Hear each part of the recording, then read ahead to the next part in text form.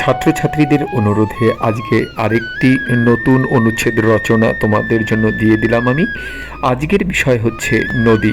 নদী নিয়ে গুরুত্বপূর্ণ এই অনুচ্ছেদটি তোমরা লাইন বাই লাইন মনোযোগ দিয়ে শোনো এবং খাতায় লিখে রাখো, যাতে তোমাদের পরীক্ষার সময় কোনো অসুবিধা না হয়। নদীর সঙ্গে আমাদের নিত্য দেখাশোনা।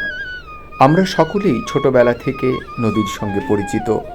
নদীর তীরেই পৃথিবীর প্রাচীন সভ্যতাগুলি গড়ে উঠেছিল, যেমন সিন্ধুর তীরে ভারতীয় সভ্যতা, হোয়াংহো ও ইয়াংসিকিয়াংয়ের তীরে চীন সভ্যতা, টাইগ্রিস ও ইউফ্রেটিসের তীরে সুমেরু সভ্যতা এবং নীল নদের তীরে মিশরীয় সভ্যতা।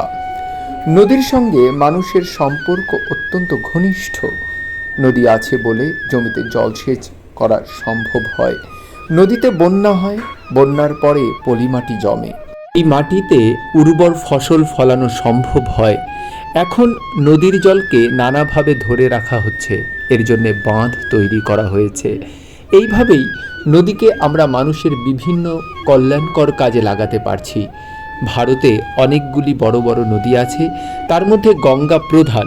গঙ্গা হিমালয় থেকে উৎপন্ন হয়েছে। গঙ্গা নদীর অববাহিকায় ভারতের অনেক মানুষ বসবাস করে থাকেন। গঙ্গার তীরে অনেকগুলি বড় বড় শহর গড়ে উঠেছে, যেমন হরিদ্বার, এলাহাবাদ, বারাণসী, পাটনা ইত্যাদি। কলকাতা শহরটি গঙ্গার শাখা নদী ভাগীরথীর তীরে অবস্থিত।